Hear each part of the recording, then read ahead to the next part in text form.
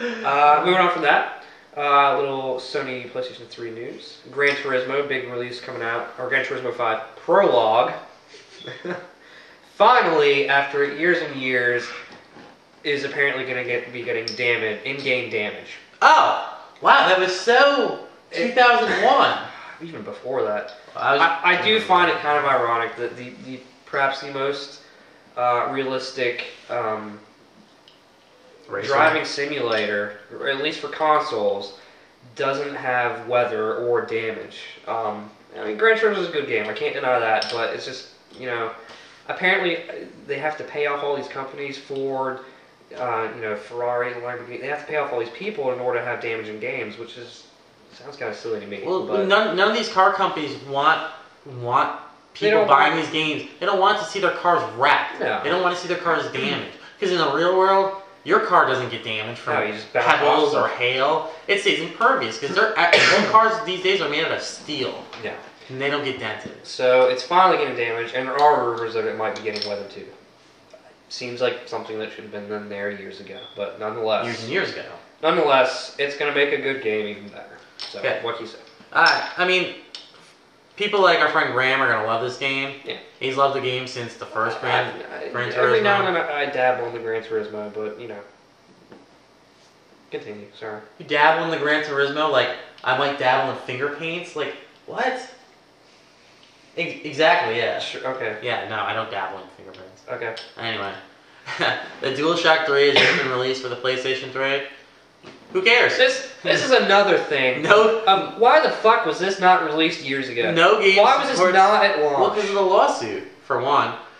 But no game support it because Sony hasn't been able to provide a controller for it yet. Some do. Some do. Okay. Not all of them, like they should. Some do. You want to tell our viewers what the price is, Andrew?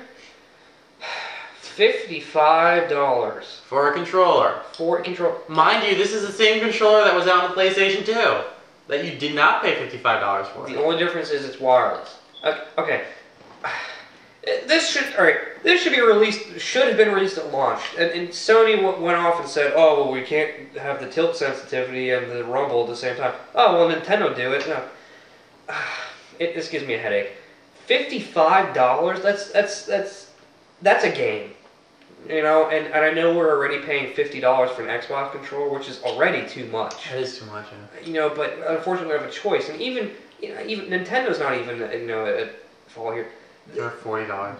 Right, when you add everything up, when you add in the nunchuck controller and it's $40. Like no, then the Wiimote is 40. 40 plus and 20. The nunchuck is 20 at 60. 60. Yeah. So that's even more. God, what am I? I just, $60. Yeah, I think it's a little much for a controller. That's all it's adding is rumble functionality, which, like, who gives a crap? Actually, who gives two craps? I don't give no craps. Yeah. It sucks. Just go on doing what you're doing if you own a PlayStation 3. It's a good controller. It should have been out years ago. If you own a PlayStation 3, I'm sorry. But if you actually get stuck into buying a DualShock 3, you suck. Yeah. I'll just tell you straight up. Yeah. Why waste your money? So that's that. Moving on from Sony news. Actually, it kind of applies to Sony, I guess. Grand Theft Auto 4 is going to be coming out soon. Apparently, it's going to be the Australian version, which is probably going to be released. I like this game. Is even we'll see when the reviews come out. I'm sure it's going to get like 9.9s all over the board. We'll see. Grand Theft Auto 3, this might be the first one I really pick up. Got great reviews, so did San Andreas. I just don't care. I know, but everyone loves this game. This one looks like it's like graphics have sucked. Every game it somehow keeps getting great reviews. It looks like it's caught up on itself. In any case, the Australian version of Grand Theft Auto 4 apparently is getting censored. The rating system over in Australia is more strict than it is here. Apparently, the highest rating they have is 15+. They don't have like a mature 17+ rating. Rockstar didn't disclose what is getting taken out or censored or whatever. So, we'll see what happens, I guess. Good Lord, you drank that quick. So, that's that. It's going to come out in Australia months down the line. I guess the real question to ask is, who cares about Australia? I have family in Australia. Exactly. And my cousin will probably pick up Grand Theft Auto 4. How old's your cousin? He's my age. He's 23. So, again, who cares about Australia? Okay. That's that. What? Is that wrong? So, again, I mean, yeah, you're right. Okay, in the scheme of things, for the video game market, for the money making, not many people care about Australia. Shaking that money maker. But it's still unfortunate. It goes back to the Stephen King thing. Why should it get censored? Moving on.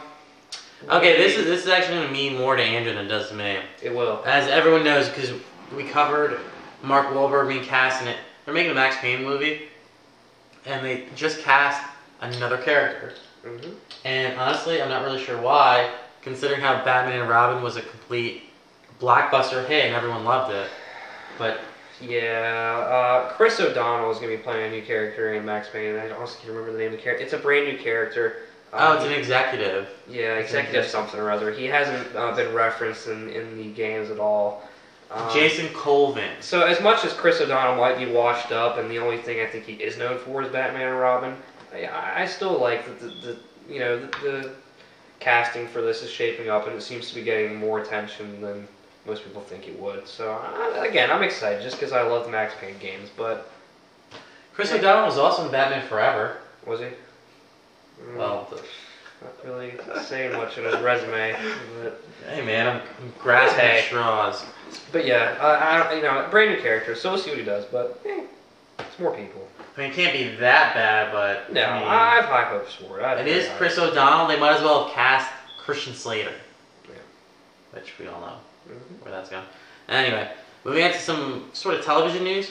As you might know, Game Trailers, a popular website who tends to film videos of games and put them up or show trailers of games, they're actually quite insightful. Game Trailers has their own TV show on the Spike Network late at night, Friday nights, and it's hosted by Jeff Keighley. And this week, April 11th, Jeff Keighley is going to have an exclusive on Resistance 2, the PlayStation 3 exclusive sequel to Resistance Fall of Man. It's kind of exciting. If there was one game on the PlayStation 3 I was going to play, it'd be Resistance Fall of Man, because it looked awesome, got great reviews. I expect the same from Resistance 2 being made by Insomniac Games. And Jeff Keighley's got that exclusive. They're also going to show exclusive video of Yoda and Darth Vader in Soul Calibur 4. I mean, what can I say except Game Trailers is making a name for themselves with a TV show that comes out at 1 a.m. on Spike TV Weekly. Exactly. It's going to be Resistance is going to be a huge release for the PS3. I think it was how many players are they trying to get on was it 32 player online? 60. 60? Yeah, that's ridiculous. 8 player co-op, if I can recall. If they can pull it off, that's awesome. That's great. So yeah. Kind of cool. I don't know. Game Trailers make a name for themselves. Andrew and I record that on our DVR. We really don't record it, but they don't know it. But it is worth watching. They do now. Yeah, they do now. Oh well. Anywho, this week, was it this week or maybe perhaps this month?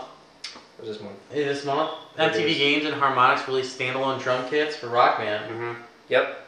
So you can now, if you haven't picked up Rock Band, or I don't really know why you'd have to pick it up, but now you can buy your own drum kit. Thank you. Yeah, there you go. Yeah, now you can buy your own. Now you can buy your own drum kit. But the best part is, for Andrew, in my case, we already own Rock Band. If we were to buy a standalone drum kit, we could have a drum versus drum off. And so here we could be sitting on our stools with our drum set and our plastic drums, drumming off. If it wasn't for the fact that I hate playing drums. If it wasn't for the fact that those are twist tops. Is it a twist top? Is it? Oh. The Bruce Schrank. Whatever. Alright. Yeah. So anyway, so drum versus drum, hot drum action. I totally want. That was so worth it. Perfect timing. Sorry. Yeah. It's the end of my work week. And if you just bought Rock Band, the game alone by itself, you can now buy the drum set if you didn't want to get the crappy Rock Band guitar that came with it. Yeah, and you can also get the stage kit. Was it the fog machine? The $100 stage kit, yeah. Yeah. Oh my god. I want to be a rock star. So do I, but man, wait a... anyway. Anyway. So that's that. Alright.